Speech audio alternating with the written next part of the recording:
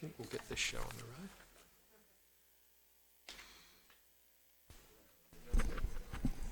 Welcome to a regular meeting of the Planning Commission of the City of Santa Monica. It is Wednesday, April the 6th. I think we'll get someone from the audience to lead us in the pledge. Mr. Rand, would you lead us, please?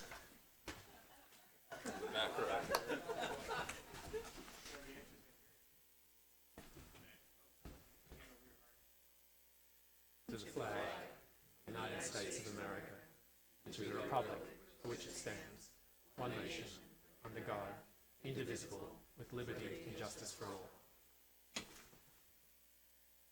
Thank you. Could we have the roll call, please?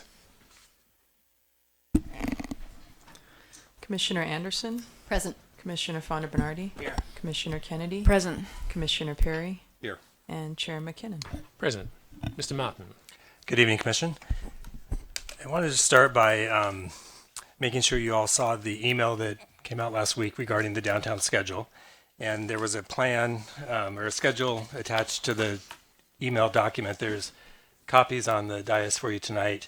There's also some copies for the audience if they're interested. But basically, while we had originally planned to bring the downtown plan back to the Planning Commission in May, what we're looking at now is extending the timeline out, using the next 4 or 5 months during the summer for an extensive public outreach process. And then following that, we would come back to you in the fall and kind of summarize what we had heard through our outreach process, get direction on you in terms of what changes should be made to the draft. We would go and make those changes, and we would come back to the Planning Commission beginning of 2017 for your final review and recommendation to City Council. Then on to City Council probably the first quarter 2017, maybe second quarter. So that's the new schedule. Let me know if you have any questions about that. Otherwise, I'll just move on with the rest of my report. On April 20th, we have special start time at 6 p.m. And there's a few items on the agenda. One is the continued discussion on the post office on 5th. And then there's 2 development agreement float ups, one for 1325 6th and one for 1430 Lincoln. The project on 6th, I think, is a 65-unit project, mixed-use project. And then the Lincoln project is a 100-unit mixed-use project. So both of those will be before you as float-ups. And then on April 27th, we have a special meeting, and that's for the St. John's Development Agreement amendment. And that's the only item on that agenda. And then May 6th is canceled, and then we have a meeting on May 11th and May 18th. So 2 meetings in May. And in terms of other workshops, we have on April 13th, there's a local coastal plan workshop at Barnum Hall, and that starts at 6:30. And that concludes my report. Any questions? Thank you, Mr. Martin. Planning Commissioner announcements? There are no minutes or statements of official action. So let's begin our public hearings. The first public hearing tonight is 1337 7th Street, which is a fire station, as proposed by the City of Santa Monica. Any ex parte communications on this? None. Mr. Sakaris.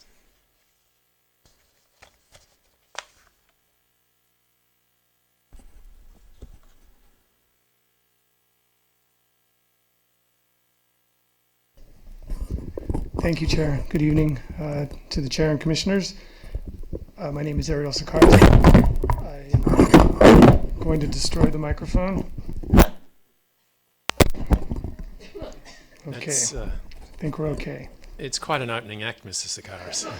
I'm going to be here a long time tonight, so I may as well enjoy it. So this item is a development review permit and a conditional use permit at 1337 7th Street. For the development of a new fire station facility. It's located on the west side of 7th Street between Arizona and Santa Monica Boulevard. Lincoln Boulevard is 1 block to the east, and the main public library is across 7th Street to the west. The property is 22,500 square feet in size and is currently used as a private surface parking lot. The property is located in the downtown core, and as we know, until the adoption of the downtown plan, development in the downtown is governed by the IZO as well as the 1988 zoning ordinance. As a result, zoning ordinance applied to the property. The proposed fire station is 3 stories in height, approximately 40 feet, and just under 27,000 square feet in size. The IZO requires a development agreement for new development that's over 32 feet in height in the downtown. However, city projects are exempt. So deferring back to the C3 standards of the 1988 ordinance, a development review permit is required for a new floor area of more than 7,500 square feet in the C3 zone. Also, the 1988 zoning ordinance requires a CUP for the establishment of a city government use citywide. So some quick background as to the existing fire station and why the new fire station. The existing fire station number 1 is at 1444 7th Street. It was built in 1955, so it's an aging structure that has essentially surpassed what's been determined to be its useful lifespan. There was a feasibility study prepared in 2007 where it was determined that seismic retrofitting was necessary, as well as significant upgrades to comply with current state and federal regulations. Also, additional floor area in the new station would help modernize and improve the fire department operations. So the city began the search for a suitable replacement site based on a program of a 22,500 square foot lot. A suitable site was not found. So in 2012, council authorized an RFP to seek a private property owner that would be interested in a property exchange for 2 city-owned properties, well, the 3 city-owned parcels, 1338 to 1342 5th Street, as well as 1323 5th Street. And in August 2012, a purchase and sale agreement with NMS Properties was authorized by City Council for the exchange of the subject site with these city-owned properties. The subject site shown here. The existing parking spaces on the lot are not required spaces by the zoning ordinance. They're also not specifically tied to any previously approved development project. So the zoning ordinance doesn't require their 1-for-1 replacement anywhere. However, there is a private parking easement that is on the site between this property and the property owner of the telephone building across the street at 1314 17th Street. Essentially, this easement grants the tenants of that property the use of at least 83 spaces on the site. The city's acquisition of the property and the property exchange is contingent on the relocation of these affected parking spaces so that title is then cleared on the site and the development of the fire station could occur. The parking spaces that are affected by the easement would be moved off-site to limited term parking lots that are being considered as separate items on tonight's Planning Commission agenda. In the interim, while the permanent development at 1430 Lincoln would be built. Presuming the land use approvals are secured and the responsible parties involved are all in agreement, the city would develop the fire station on the subject site. So this design here is the design. Just a second.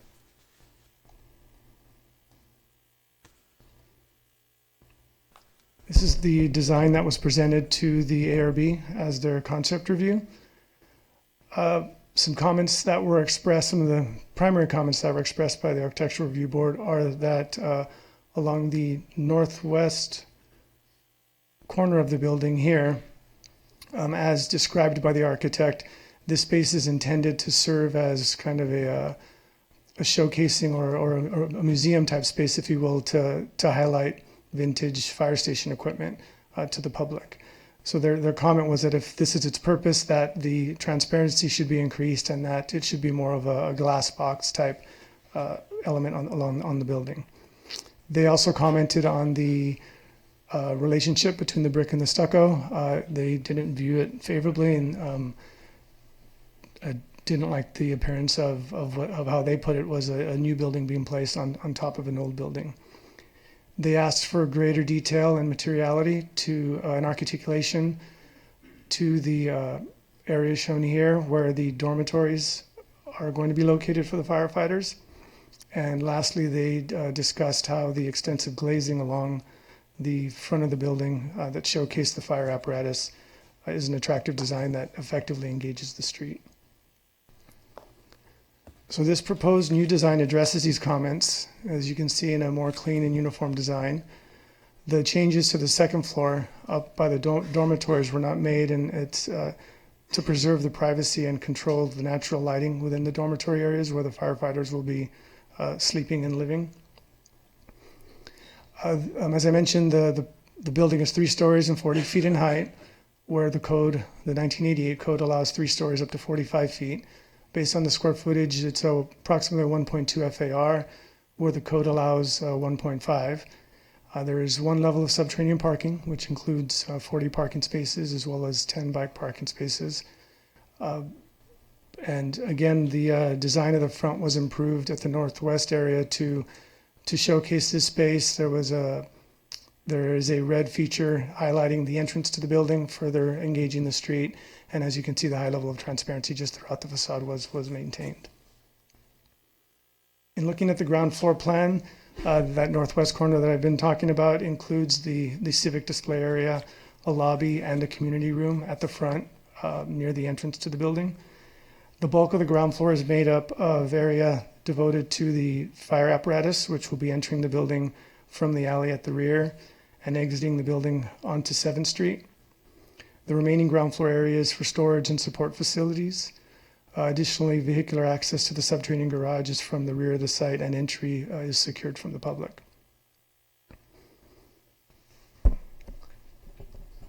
And moving on to the second floor, which is described as a mezzanine in your plans. However, per code, it does count as a story. The area consists of more support space, including training rooms, a report writing room, as well as a deck.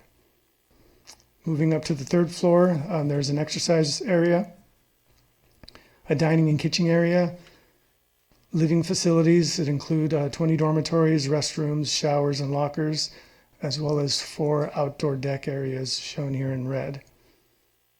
And in looking at the roof plan, you have the typical rooftop equipment that's proposed. There are a number of natural lighting opportunities that are integrated into the design, with skylights and openings on the roof shown here in yellow, as well as an extensive area of the roof dedicated to solar panels shown in orange. As a development review permit, there's no specific sustainability level required for the project. However, according to the design team and the applicant, through the use of design and natural lighting and the PV panels, it is intended, or they're desiring to achieve a LEED Silver version 4 level, which I've been informed by the experts here in the city from our sustainability department that it's equivalent to the current gold version 3. The version 4 silver has yet to be adopted. So in the 1988 zoning ordinance, there are some additional standards required for the C3 district. First of all, there are the pedestrian-oriented standards which apply to ground floor uses, including commercial occupancy, maximum uninterrupted building facade, and as well as 50% levels of transparency. The ordinance does, though, however, allow the Planning Commission to exempt these standards for municipal buildings based on the uniqueness of the building and compatibility to the area. In this particular use, it's clear that a fire station is unique. It differs from a traditional commercial space and warrants the exemption from the pedestrian-oriented standards. Also, you'll quickly going through these development standards, the ground floor to floor height is met.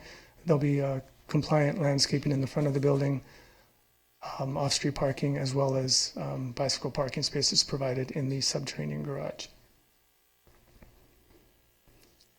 In addition to meeting all of the development standards I just mentioned, the site is also compatible with the surrounding areas. You can see from the elevation at the top of this slide. The proposed building is consistent with the existing street character along 7th Street. For further context, here's a view on 7th Street looking south. You can see the subject site to the left, and a view from the site looking north. Primarily, the uses surrounding the site consist of office, commercial, and mixed-use development. So these are the required findings to approve a development review permit. They look at the compatibility of the location, size, and massing of the building, health and safety services, consistency with the zoning ordinance and general plan, reasonable mitigation measures, and those exemption from the pedestrian-oriented design standards that I mentioned previously. As I've detailed, it's consistent with the existing street character and development pattern fire station will improve safety services. It is fully compliant with the zoning ordinance and consistent with the general plan. A mitigated negative declaration was prepared for the project, and mitigation measures are identified in the monitoring program as part of the STOA attached to the report. And as I've already detailed, the exemption from the pedestrian-oriented standards is warranted. Moving on to the CUP findings, similar in compatibility with the area, consistency with the general plan. Many of the same factors apply. It's consistent with the street character. It's compatible with the uses in the district. The existing fire station is 530 feet south of the existing location, so it'll be just as compatible as that. And again, it's in the downtown, so there's a diverse mix of uses. It's consistent with the general plan. And again, the use will improve safety as opposed to being a detriment to safety. Public notification occurred in compliance with the zoning ordinance. Staff did receive one email, which should have been forwarded to the Planning Commission from an adjacent property owner. It was more of an inquiry about the project as opposed to being in favor or in opposition. And that concludes my presentation. I would just like to mention that there are, being a city project, there are other city departments involved as well. There is staff from other departments as well as the architect team that's also here and available to answer any questions. Great, thank you. And of course, they'll be, as the applicant, speaking in a minute anyway. Yes. Great. Commissioners, tonight is an interesting and complex discussion because we have the fire station first that we have to look at and approve as a fire station. But it's part of a wider deal that Mr. Sakaris talked about, which involves the moving of parking and parking lots around the city. And the next three items are part of that. What I suggest that we do is that we focus on the fire station during this item and that we have a general discussion about the three parking lots and the CUPs in the next item, and then individually vote on those three CUPs. So if we have questions and discussion about specifically the fire station in this first tranche, and then have, if you'd like to have a discussion or some comments about the overall deal and the aspects of how this will happen in the next, I think that will help us focus. Are there any questions of Mr. Sakaris at this stage? Commissioner Parry. Actually, I guess it's a question of you, Chair. Are you proposing that we hear 8, B, C, and D all at once? I'm proposing that we hear 8B, that we have the discussion across 8B, C, and D, and then we individually hear if there are public comments and then vote on them, so that they are separate, but they're linked. And it's a very unusual evening here in us contemplating what are interlocked issues, but yet have to be approved separately. So we'll have a general discussion, but we will then vote on them individually. Okay, well, I'll just note that I would hope that we would lead with the public input on all three before we discuss. Oh, absolutely. Okay. So we haven't had any comments. We've had 3 comments on this one, but there are no public comments on the rest at this stage to us, but when we'll address that at that time. People will have the opportunity both to comment on across the board and the individuals, and we will vote separately. All right. Are there any other questions of Mr. Sakaris at this stage? Thank you. So the applicant and the applicant's team, if you could come forward and identify yourself, and you will have 15 minutes to address this situation. Here's the clicker.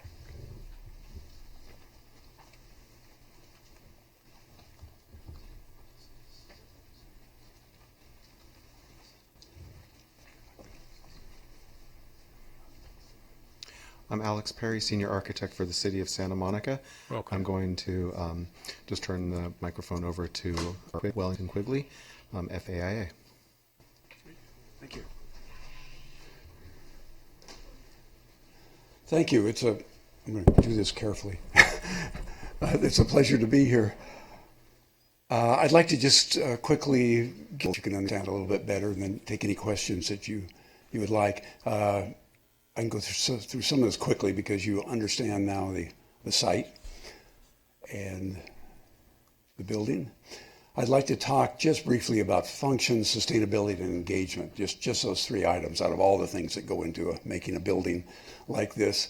Function is very unusual with a fire department. It's much more critical than, say, and much more exacting than, say, a library or a city hall or something like that. So our job is to get the firefighters from wherever they are in this building to the apparatus in as few seconds as possible. And everything has been done to achieve that. Here you see the basic layout of the plan. 7th Street is on your left there. And the red dots are where people go from the upper floor to the lower floor down to where the apparatus and the trucks are. And you'll see something unusual there. Right in the middle is a light well, a very large light well. And here in the floor plan, you can see the light well. And this is to achieve daylighting. We're very serious about sustainability. We will achieve a LEED Silver. We may be able to achieve the gold. We're just in design development now, but as we get it through working drawings, we may be able to get gold. We likely will not get platinum without a budget increase of some kind. And even then, it might be difficult just because the site is an urban site. We can't restore wetlands. We don't have sensitive plants or things like that. There's some other things. We can't create open space. No habitat restoration. So there's certain points inherent in the LEED system that actually don't apply to our site. LEED points are different from energy savings. Sometimes they're the same, but sometimes they're different. And we are really focused on saving energy in this building. And to that end, we are doing an extraordinary amount of natural daylighting. And we found in our civic buildings over the years that that's the single thing that saves the most energy is the daylighting. So for instance, there you see above the trucks, you see the kitchen and the commons area. There will not have to be lights on in that space, even if they're cooking until the sun sets in the evening. We're even bringing light down, if you can see this or not, we're bringing light down then through the shaft into the apparatus bay, and then of course light from both sides. So light will only have to be on when we're actually working on the mechanics of the trucks and things like that. It'll be close to 100% LED lighting throughout the project. This is a project we did in San Jose. It's a library we did 15 years ago. It's still the most energy efficient building in the city of San Jose, and it's because of the daylighting strategy, and we're using a similar strategy on the firehouse. That's the commons room. And it's kind of block out. And the other thing I wanted to talk about that's so important with this building type is what I call engagement or neighborliness. And most fire stations, including yours, including brand new ones built in the city of Los Angeles, and most fire stations built today are what I call nobody's home. You don't know whether the building's inhabited or not. Unless the front bay is open, like in these two cases. And that's really the firemen's kind of social interaction with the community, is they have to open the big garage door.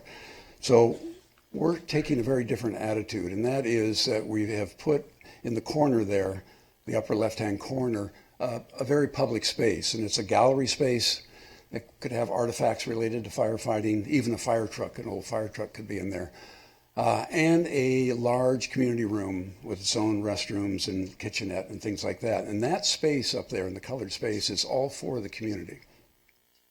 And it is now encased in glass facing the street.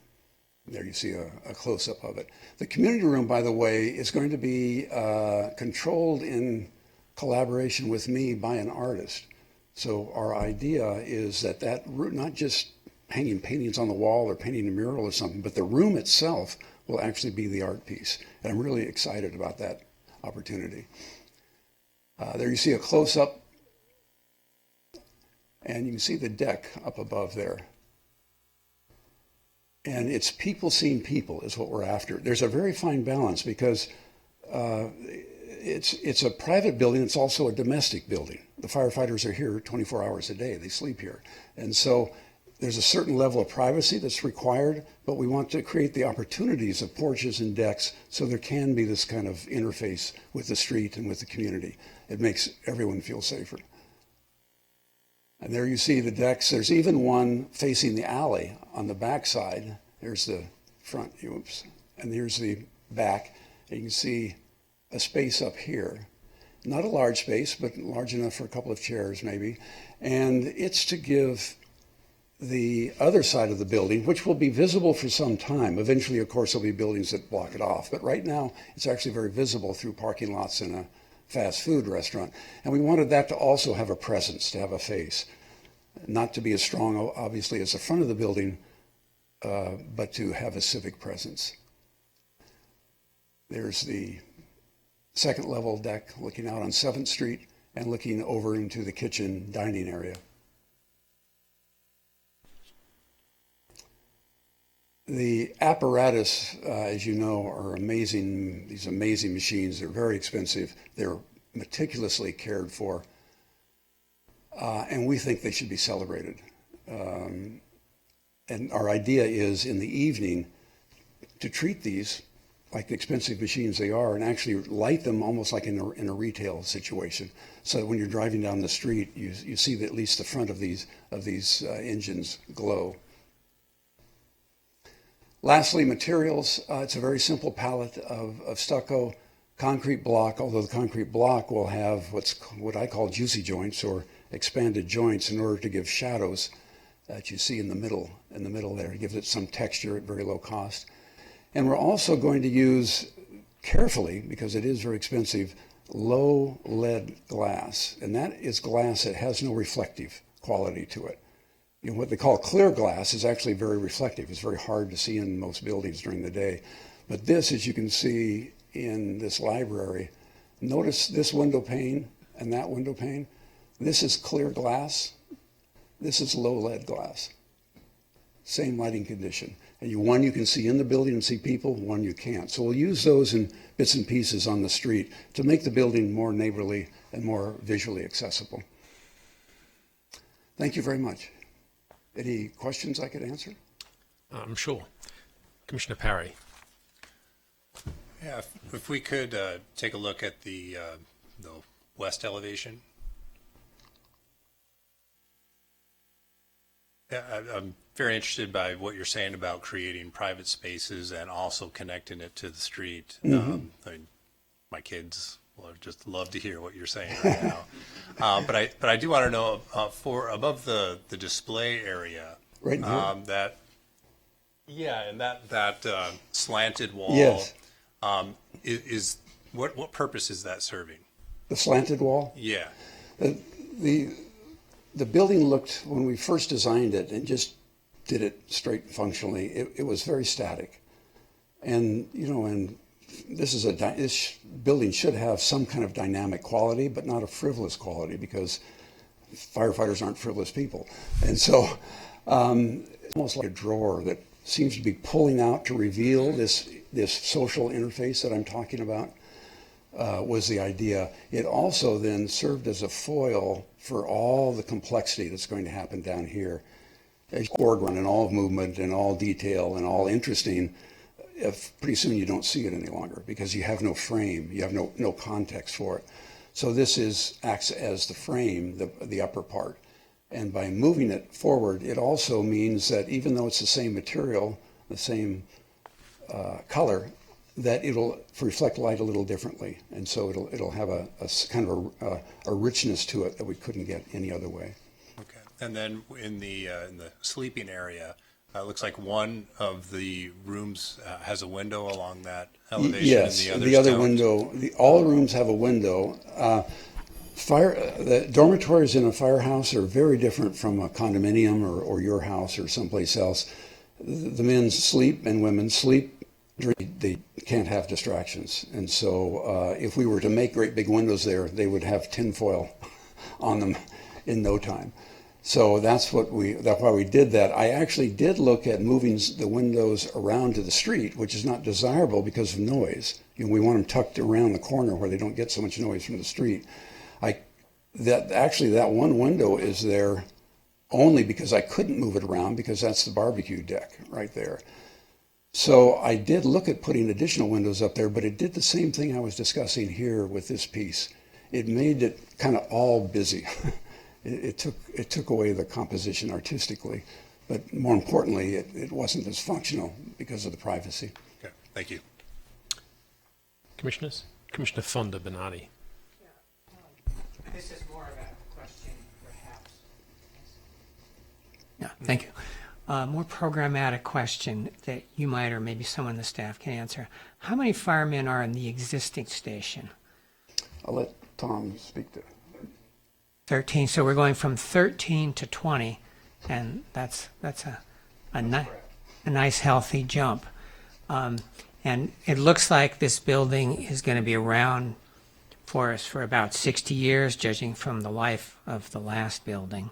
Yeah, the reason, good evening, Commissioners. Tom Clemo, your Deputy Fire Chief. The reason for the jump from our current deployment of 13 out of that station to 20 is we do believe this is going to be a 50-year building. And our staff has grown over time, our call volume's grown over time, and we want to make those accommodations with the appropriate amount of individual dorm spaces in the fire station. Great. So looking ahead, is there anything that you see in terms of the cutting edge of firefighting that you were not able to embed into the program of this building? Are there parts of it that we're unsure of and we didn't know which way to move, or is it pretty crystal clear how the next 20, 30, 50 years are going to roll out in terms of firefighting? If I knew that, I'd write a book on where we think it is going to go. What we do know is we sat and spent a lot of time fitting several different programs from other fire stations.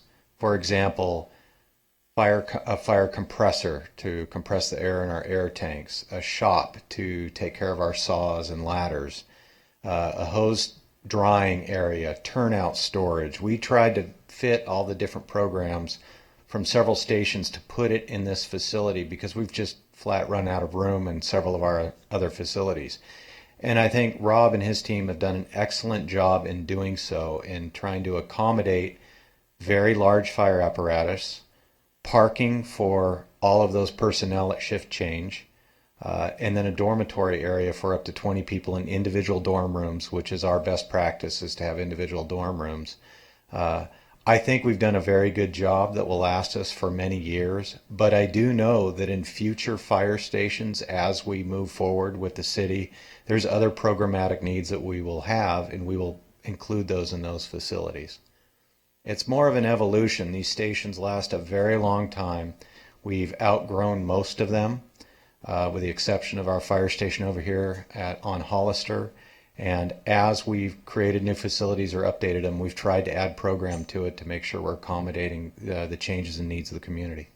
Okay, because we're sort of led to believe that the growing edge seems to be the medical side of the business. And is there anything that we're doing or need to do to accommodate that if that keeps growing, if that side keeps growing? Yeah, and we absolutely are headed that direction. Right now we have a pilot program that is deploying 2 rescue ambulances to accommodate that growing medical need. This will not only smaller ambulance type apparatus, but it will also accommodate the necessary personnel to staff them. And that's exactly the direction we believe we're heading. At the same time, there's some office space management of a growing EMS program. Great, thank you. Other commissioners? I do have a couple of questions. I think it's probably to Mr. Parry, because you're the actual applicant, aren't you, as the city? So when private applicants come to us for DAs, and there's been a stream of them, we insist on LEED Platinum, but you as the city are coming and you're not going to achieve that standard. But I did hear your architect say it would require more money. So is money the reason we're not achieving it? When we started the project 3 years ago,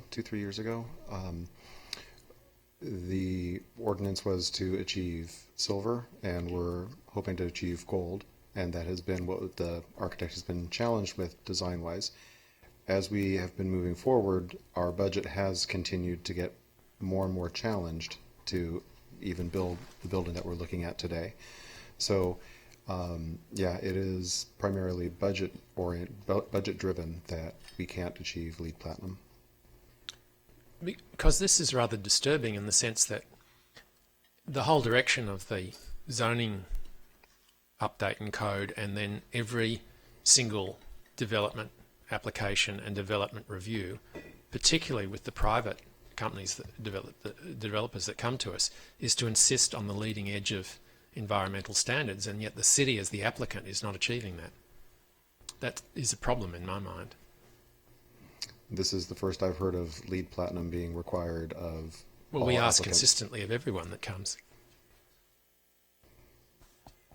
Well, with DAs, yes, I give you that. But there was when we were doing the zoning code, the discussion was that the state code would produce 15 or 20% better savings in energy and water than with the way we were tackling it, and we wouldn't need to write it into the code. And I think that's one of the policy items that's coming back to us in a couple of weeks. But so it's just fundamentally money. Yes. All right. Thank you. Commissioner Fonda Bernardi. One more question for the Mr. city Barrett. architect, please. You know, this is a very slow-moving train, it seems. It's taken many years to get us to this place. And That's a very accurate description. yeah, and not surprisingly, considering that there's this whole shell game going on with the parking. But is there anything we could do from now on to speed the process up? Is there anything we can do to get this fire station? I mean, when do you think it'll be ready? When do you think we will be actually opening and cutting the ribbon on it? And is there anything we can do in the approval process to compress that timeline? Yeah, it's not the working drawing time, it's the approval process. Well, that's why I'm asking about the approval process specifically. Is there anything we can do from this side to accelerate this thing? I think it's been the approval of the land transaction that has been slowing us down a little bit. City Attorney So- Kohler. I was just going to add that it is an issue having to do with the parking easement, the private parking easement, and we cannot get a release until we work through some of the conditions that are necessary. So this has been extended not due to anything the city has done. The city has attempted to pursue this project diligently, but at this point we are stalled until we can take care of the problem. Thank you. So at the rate we're going, when might we see the station open? Just a wild guess? I cannot answer the opening question. We're trying to get acquisition by winter, if everything goes well. So I think the question Commissioner Fonda Bernardi is really asking is, from this moment on, if you got approval tonight, how long would it take to build if you were starting out? Rob just told me that the construction documents would take about 8 months to finish those. That does not include plan check?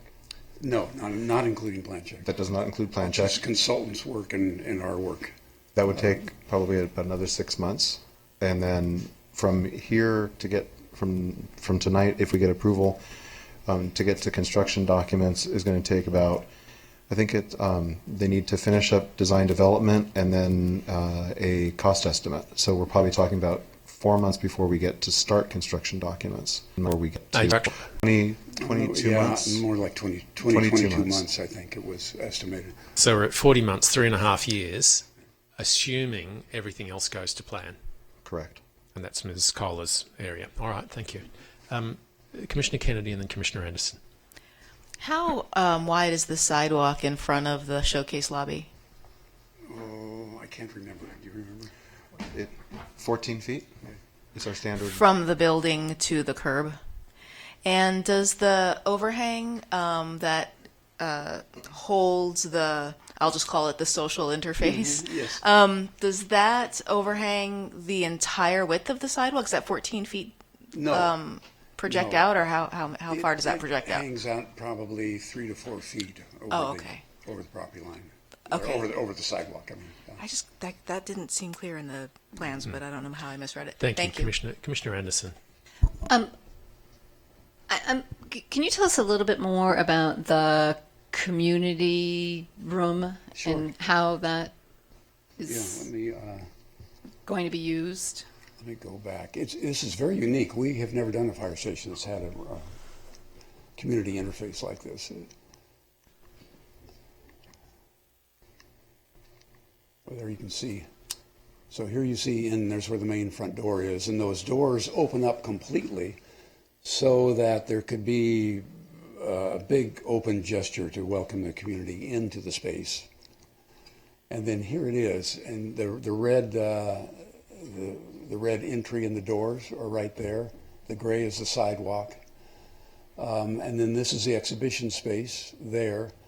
This is the community room in the gray. This is a large garage door, glass garage door that opens up so that if you had an exceptionally large gathering, it could flow into the exhibit space right here. This is a man door right there. That's a little kitchenette. Its own toilets, handicapped toilets that serve just this area. And then the watchroom personnel, for of course, providing security, monitoring the space, are right here. And then here you have the actual bays. The community can see into and see the fire apparatus through this glass wall right here as well. We imagine that there are artifacts attached to the walls. We don't know. In a museum space, and they'll decide how to use it. So maybe I missed this. So I guess programmatically, how does this community room act like any other community room that is available in the city of Santa Monica? There's like a reservation system, and is that what we're talking about? You talk about the management. So first of all, very early on in the project, we've had this vision of a community room. When I was a young kid, I was the one that walked by the fire station and looked through those big glass doors like your children and said that I want to see that. I want to be a part of that. But fire stations, as they've evolved, specifically in Southern California, they're fortresses. And the windows are closed and the shades are drawn and there's a single red bell or phone out front, and that's what gets the folks' attention inside to give them some assistance. A lot of glass, a lot of transparency, and a lot of opportunity for the community that as they walk by, as they leave the library or go to the library or walk to the store or go to their job, to feel like that fire station is part of their community. So we envision that community is used as just like a community room. If any particular community group wants to reserve it to come in and host their community meeting, we want them in our fire station. If we have Boy Scout, Girl Scout clubs, service clubs, please, we want you in the fire station. It is configured in such a way that it works both as a meeting space and just kind of an open exhibition to talk about the fire department. And it's a really good opportunity for us to interact with the community on a daily basis, and that's our vision. That's super helpful. Thank you. You bet. While you're up there, I also had a question about the parking. I guess I was a little confused about 40 parking spaces when it sounds like we're talking about 20 firefighters. Can you help me understand? Yeah, there's parking is a challenge, as you know, and there's a few things that we have occurring in the underground parking. So at full capacity with shift change, there's 40 vehicles right off the bat. But we're also going to be housing a few reserve small ambulances, to your EMS question, will be stored in that basement.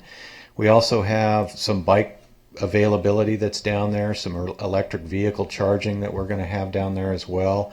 But the morning at the back of a fire station anywhere is chaos as a shift is coming on and a shift is going off. And so hence we needed that large amount of accommodation for parking spaces. And educate us. That's because someone can't leave until someone else 20 on, 40 on deck, then 20 out the door. Okay. I think those are my questions. Thank you. Commissioner Fonda Bernardi. Yeah, I just had a little idea here. I'm looking at that watch room, and I like the idea of making it visible, particularly in speaking in terms of nobody's home. So along that line, when there's a nice piece of historical equipment there, you really can't see the watchroom at an angle. But there is that solid wall there that's between the two blue glass walls. Could that be opened up? Or is that so you could see directly into the watchroom this as you wall walk? right here? Yes, that wall right Yes, there. that is a structural wall, and we need places. There's stuff that goes next to the door. There's special signs that have to be there legally, and just things, communication boxes and things, and they're all stuck in there. There will be a mirror. There will be a mirror up on the ceiling here, so that if anyone's hiding here or something, that the watch person will be able to see that. Okay. But we actually tried to make that glass and just weren't successful. Okay, thank you. Commissioner Anderson again. I apologize. I had a question about public art. You mentioned about some public art in the community room. Is there a public art requirement as part of the project? And yes. So I guess can you tell us a little bit about why the public art is going there, since it's inside the building instead of being more public? Your city has a very elaborate selection process that we went through to select the artist. And I've only had one conversation with her on the telephone soon and talk about it in more detail. But I identified 3 or 4 or 5 different in terms of the artist interfacing with the architecture. And I was open to other inventive ideas, but she liked the idea of working with the glass. She's a glass artist, as well as she sketches and draws beautifully. But she had wanted to work with these 2 walls. It might feel a bit like a Band-Aid, even though it's integrated into the glass wall, and that we ought to really go the next step, and that she would do the entire room and think of that as an art piece. And she loved that idea, and that's what we intend to pursue. But we're just in the very first step, so I can't tell you anything about the nature of the art really yet. I guess I would just share that, the more publicly accessible that art can be, I think the better. I think I would have more concerns if we weren't looking at so much public visibility into the building, right? It does seem to me that given all the glass along the street and the proximity of that space, but public art should be public. Yes, well, that's why it's in the public spot there. I'm also hoping that we can, in an energy efficient way, light that in the evening so it just kind of glows, and then that would make it very visible from the street. Thank you. Thank you. So I have a continuation question. I guess it's to the chief, it might be to the architect. That section that's the lobby, are we seeing this as a museum for fire engines on permanent display, some of those older pieces of equipment that you run around the community? I mean, how exactly do we think this will be programmed once the architect hands the building over to you? Okay, this is for Tom. We've always, as Rob has said, those pieces of equipment that are both new and old, we have spent thousands of hours maintaining and taking very good care of. And we have 2 pieces in particular that we'd like to entertain placing in that lobby. Both of them are still functional. So some of the engines you may have seen in the 4th of July parade, I envision having one of those in that lobby that is functional. That front door that is facing south is another roll-up door that would allow that apparatus to move on to the south, maybe during open houses or weekends, having it outside. It's just an option we would really like to explore. We have quite a bit of historical museum pieces that are scattered in different places and different fire stations, and we'd really like to use that lobby to history over the past 130 plus years. My final question is, does this enhance response times? Does the building itself improve things? Absolutely. One of the very large challenges we have in the current Fire Station 1 is our engines are literally right up against the walls. It's hard to get in and out of them. Number 2, the placement of the dorm rooms in relationship to the fire poles in relationship to the apparatus has led to pretty lengthy turnout times, or the amount of time it gets designed with intent to rapidly move firefighters from any place in that station directly to their apparatus. Where the dorm rooms are placed in relation to fire poles and stairways is very thoughtful in that regard. Additionally, I'd like to add the doors, right down to the front doors. They're rapid opening doors that we haven't been able to use in the past. I think they're going to add quite a bit to our response time, our turnout time. But you seem to be confirming there will be poles for guys to slide down. Yeah, there will. We have both sterilely contemplated slides for a period of time, but the program just wouldn't allow it because the space is just so tight. Some departments have moved that direction, and it wouldn't fit in. Thank you very much. You bet. I think we will now hear from the public. I have one chit. Dr. Tissart has 5 minutes. He has 2 minutes donated to him. Is he here?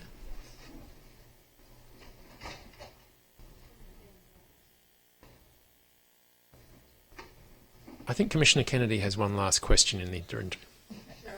Okay, let's see. I might have a question. Yes, I do have a legitimate question. And who will that be to? The architect.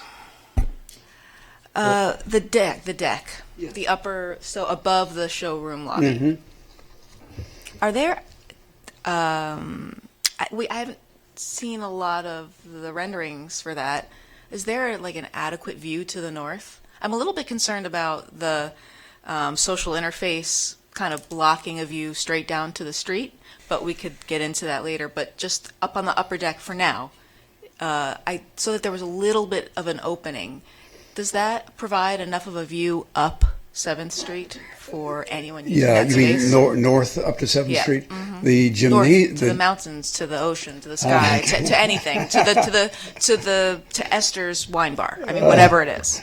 the exercise room, the gym has views up the street. What I think of as north, but it's not really north, facing towards the south area, but it's closed facing Right. due west in much orientation going that way. But also, we needed this idea of privacy at the same time. So some of the early designs, it was criticized as being too much like a fishbowl. And so this is this balance that we're trying to achieve between privacy and being public. I understand. Thank Okay, you. thank you.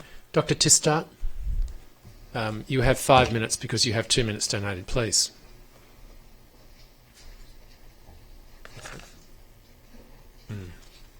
Oh yes, I can see the 2 donators are here, Mary Tissart and Paul Tedrow, so thank you.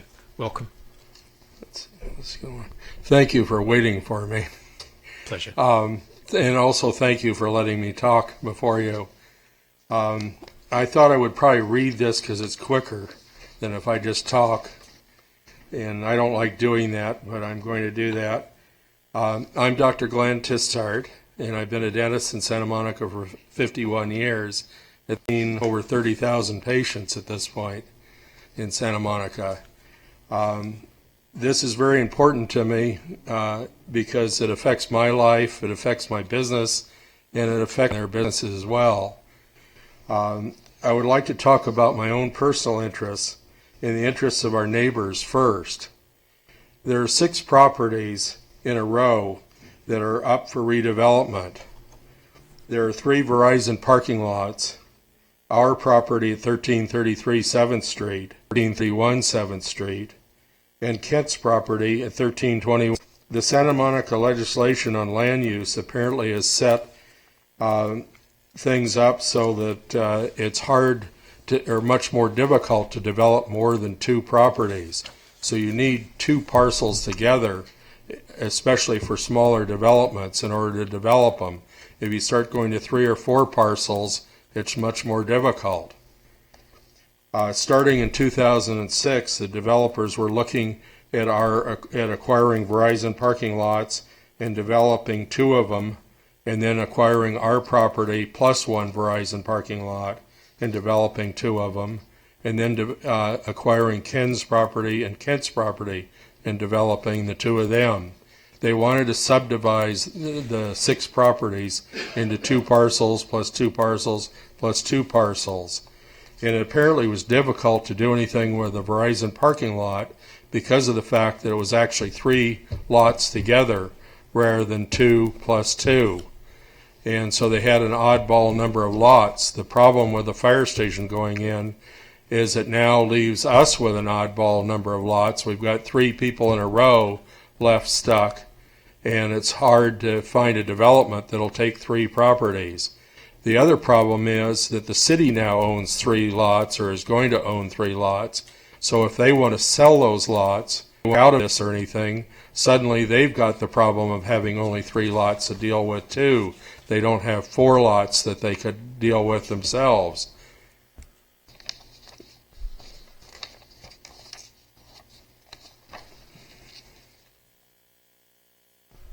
When we built our office to go to the next issue, we wanted to conserve energy, so we chose opening sash or windows down our south side, which is the side that faces the Verizon property. If the construction is done, we're going to wind up with both noise and dust coming in those windows. No matter what construction is done next door to us, we face that. However, being our property, it was hopeful that we would never face those conditions, that somebody would purchase our property and it would get developed as part of the Verizon property, and we wouldn't have a dust and noise issue, or because we were hoping to move into a much smaller office ourselves because the building is too large for us at the present time. Issue number 3 is security. On Sunday, March 20th, I was telling a friend in the U.S. State Department about my situation with the building. I sent him a description and artist rendering of the proposed new fire station. He said it is a beautiful looking showpiece building. And I agree with that. I think it looks very nice, the building, myself. Piece building, he said, he said we have crazy people